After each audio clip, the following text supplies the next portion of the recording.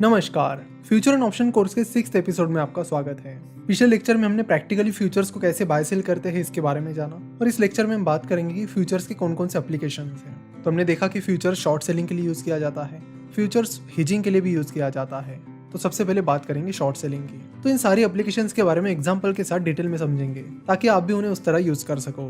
तो सबसे पहले हम बात करेंगे शॉर्ट सेलिंग की। मान लीजिए कि कोई स्टॉक है जो 100 रुपए का चल रहा है, आपको लगता है कि वो स्टॉक आने वाले टाइम में गिर जाएगा, यानी 80 रुपए तक उसकी प्राइस जा सकती है। तो जनरली कैश मार्केट में हम देखते हैं कि जब भी शेयर की प्राइस ऊपर जाती है तब हमें प्रॉफिट मिलता है, शेयर की प्राइस नीचे जाती है तब हमें लॉस होता है। इसलिए कैश मार्केट में हम देखते हैं कि वो कौन सी कंपनीज है जिनकी प्राइस आने वाले टाइम में बढ़ सकती है, सो दैट आपको उससे प्रॉफिट हो। तो लास्ट लेक्चर में हमने देखा कि अगर आपको कैश मार्केट में शॉर्ट सेलिंग करनी है तो आप बस इंट्राडे के लिए कर सकते हो, लेकिन आप एक दिन के लिए नहीं, एक दिन से ज्यादा टाइम पीरियड के लिए शॉर्ट सेलिंग करना चाहते हो, क्योंकि आपको लगता है कि ये स्टॉक एक दिन में नहीं लेकिन आने वाले कुछ दिनों में 80 रुपए तक जा सकता है। तो ऐसे टाइम आपको फ्यूचर्स का इस्तेमाल करना होता है। तो आपको करना ये है कि जैसे कि कैश मार्केट में उस शेयर की प्राइस 100 रुपए चल रही है, तो फ्यूचर्स में आपको उसका कॉन्ट्रैक्ट 100 रुपए के करीब मिल जाएगा। लेट्स से कि आपको उस स्टॉक का फ्यूचर कॉन्ट्रैक्ट 100 रुपए में मिलता है, तो आपको करना ये है कि 100 रुपए की प्राइस पर उस फ्यूचर कॉन्ट्रैक्ट को आपको सेल करना है। मान लेते कि उस स्टॉक के एक लॉट में 50 शेयर्स है, तो एक लॉट की पूरी साइज हुई 100, जो कि इस फ्यूचर की प्राइस है मल्टीप्लाइड बाय 50,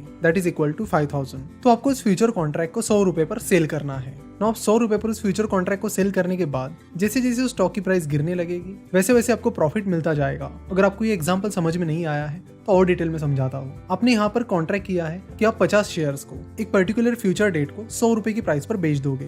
फ्यूचर कॉन्ट्रैक्ट में हम यही करते हैं ना कि फ्यूचर डेट के लिए कॉन्ट्रैक्ट करते हैं। तो यहाँ पर कोई चीज खरीदने की बजाय आपने उस शेयर को बेचने का कॉन्ट्रैक्ट किया है। उस फ्यूचर डेट पर आप उन शेयर्स को 100 रुपए की प्राइस पर बेच दोगे। नाउ जैसे जैसे शेयर की प्राइस 100 रुपए से नीचे चली जाती है आपका प्रॉफिट बढ़ने लगता है, यानी जिस दिन आपका कॉन्ट्रैक्ट एक्सपायर हो रहा है उस दिन उस शेयर की प्राइस आपके प्रेडिक्शन के अनुसार 80 रुपए पर चली जाती है। तो उसका मतलब है कि उस दिन आप उस शेयर को 80 रुपए में खरीद सकते हो, लेकिन आपका कॉन्ट्रैक्ट है कि आपको उन शेयर्स को 100 रुपए की प्राइस पर बेचना है, तो 20 रुपए आपके लिए प्रॉफिट हो गया। वही जो सामने वाली पार्टी है उन्हें लॉस हो गया, क्योंकि वो शेयर मार्केट में 80 रुपए में मिल रहा है लेकिन सामने वाली पार्टी उसे 100 रुपए में खरीद रही है, क्योंकि उन्होंने आपके साथ वही कॉन्ट्रैक्ट किया था कि आने वाली फ्यूचर डेट पर मैं 50 शेयर 100 रुपए की प्राइस पर बेच दूंगा, और उस सामने वाली पार्टी ने आपके साथ ये कॉन्ट्रैक्ट किया था कि उस फ्यूचर डेट को वो उन 50 शेयर्स को आपसे 100 रुपए की प्राइस पर खरीद लेंगे।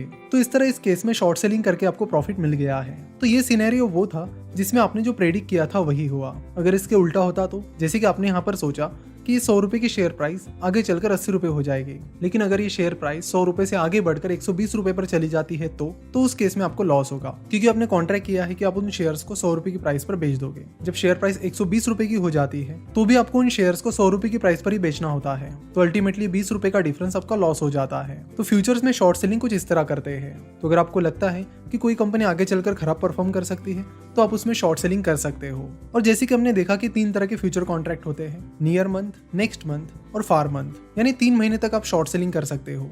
जैसे कि अभी जनवरी चल रहा है तो आप जनवरी महीने के फ्यूचर खरीद सकते हो, फेब के और मार्च के खरीद सकते हो, अप्रैल के नहीं खरीद सकते। हाँ, आप कॉन्ट्रैक्ट रोल ओवर कर सकते हो, यानी उस कॉन्ट्रैक्ट को आगे कंटिन्यू कर सकते हो, जिसमें आपको एक्सपायरी के दिन वो कॉन्ट्रैक्ट बेचना होता है और वही कॉन्ट्रैक्ट उसी क्वांटिटी में फिर से खरीदना होता है। जैसे कि अभी जनवरी में अगर आपको सबसे लंबा कॉन्ट्रैक्ट करना है तो आप मार्च के फ्यूचर्स खरीद सकते हो, उसके आगे के नहीं। तो मान लेते कि आपने मार्च के फ्यूचर्स खरीदे हैं। नाउ मार्च के फ्यूचर जिस दिन एक्सपायर हो जाएंगे उस दिन आप उस कॉन्ट्रैक्ट को बेच दो और आने वाले महीनों के कॉन्ट्रैक्ट फिर से खरीद लो। तो मार्च के एक्सपायरी के टाइम आप मई, जून और जुलाई इन 3 महीनों के फ्यूचर कॉन्ट्रैक्ट खरीद सकते हो।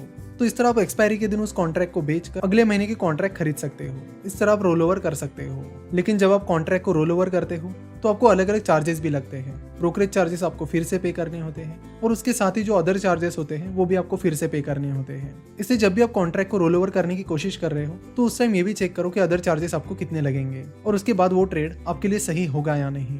तो ये केस थी शॉर्ट सेलिंग की। आशा करता हूं कि आपको वीडियो पसंद आई होगी। वीडियो देखने के लिए और हमसे जुड़े रहने के लिए आपका बहुत बहुत धन्यवाद।